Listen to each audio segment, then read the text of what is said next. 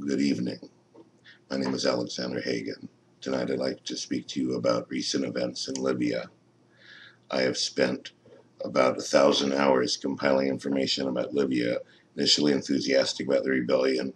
The more I studied it, the more disturbing facts I kept falling upon, and I've kept a recent journal of these facts. And so the first thing I wanted to start with is a recent Gallup opinion poll in some parts of the Arab world showing the level of support for the Libyan invasion. And if I'm not mistaken, there isn't a single country where it's supported.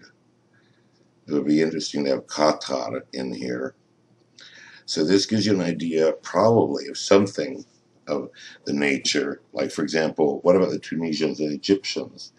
They don't support this intervention, which means they must have some sympathy for the old system. So now let us review events in Libya.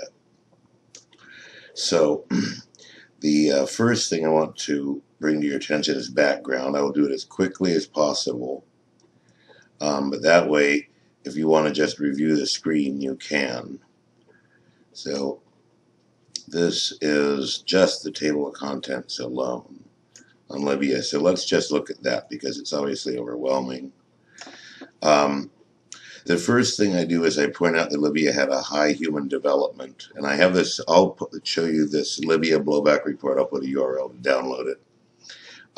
And I compared it to a Muslim Cuba or East Germany in terms of development and system. And then in the Human Development Index, we'll just take a quick look at that. Okay, so here you see that the Libyan Jamahiriya exceeds the world, exceeds the definition of high human development, and exceeds the Arab states.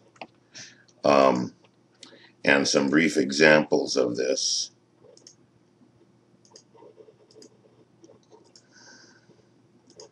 So here's life expectancy in the world. And I've organized it sort of by area. And Libya is the highest. Men 73, women 78, infant mortality rate probably 16, and I don't know, 10,000 or 1,000. So you see all these other countries are higher. These countries are just absolutely horrendous. I don't think there's anything worse than this. This is probably like 12.3% child mortality. And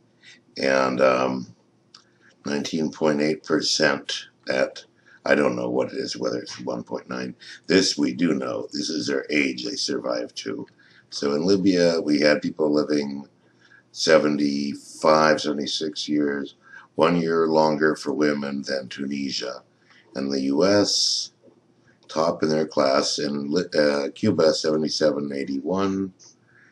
And in the United States, we should probably be organized by the Americas. Let's see here.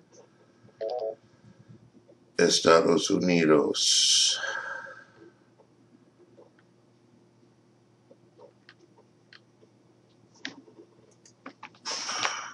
United. Here it is, United States. 78 and 82, slightly higher, and 6 and 7 for infant mortality. Whereas Libya is 16 and 17. But it's the #1 in Africa. Let's see, this is called the Global Peace Index, which you can find. I have the Global Peace Index right here, I believe. And so what you can do at this site, visionofhumanity.org, is you can set different years and look at how things are going.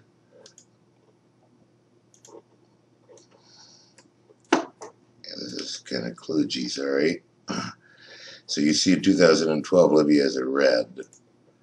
America is 88th in perceived peacefulness out of 158. So in the bottom half. Now Libya, let's see what they're like pre-invasion. So in post-invasion Libya, we have a global peace index at 2.1. And I have some serious questions about the veracity of this, which I will show you. If I'm not mistaken, I have it right here.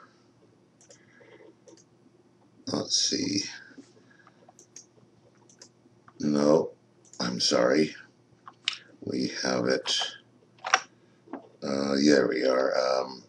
I find that the jail population in Libya not changing when 8,000 people were added to the prisons just from political prisoners is dubious. So this is a comparison of pre-Civil War or regime change or NATO installation of new regime, and then this is after. So the insecurity rating went from below the U.S.'s to above the U.S.'s substantially. Now, the U.S. level was 17% greater of instability, perceived non-peacefulness in the pre-invasion Libya. And I question this post-invasion figure. So criminality society went up 400%. Security officer problems doubled. Oh, these are, I'm sorry, these aren't, I don't think these are actually set quite correctly, because there should be a C3 minus D3. C3 minus D3 over, yes, I think I have to put a parentheses here.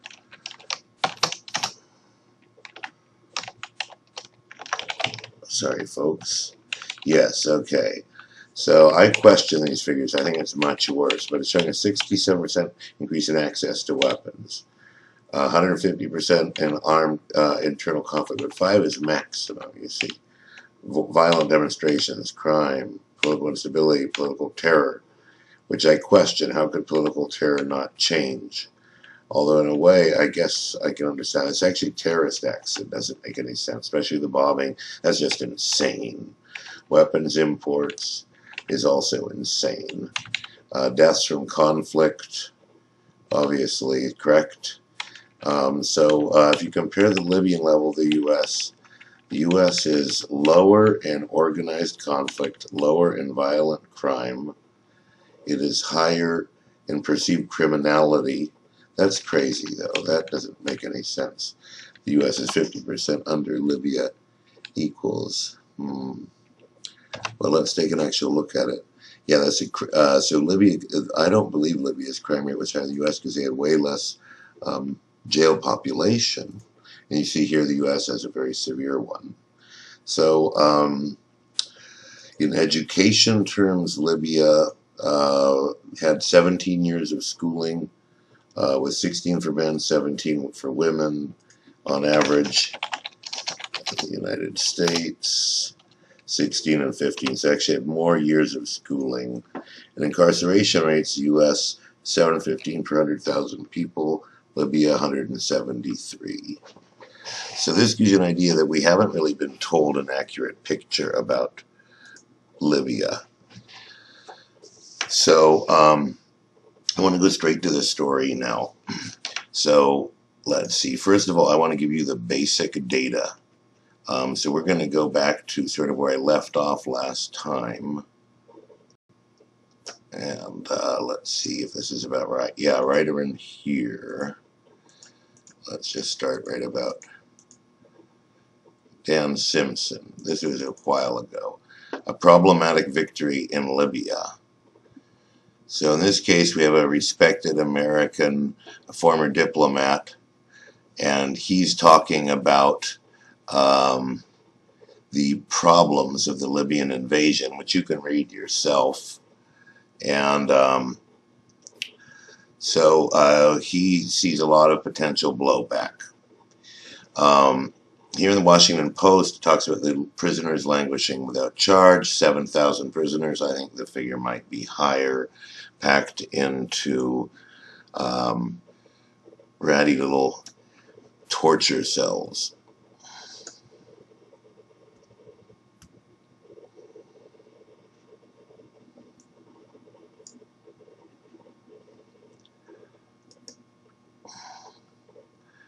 So these people are primarily getting tortured.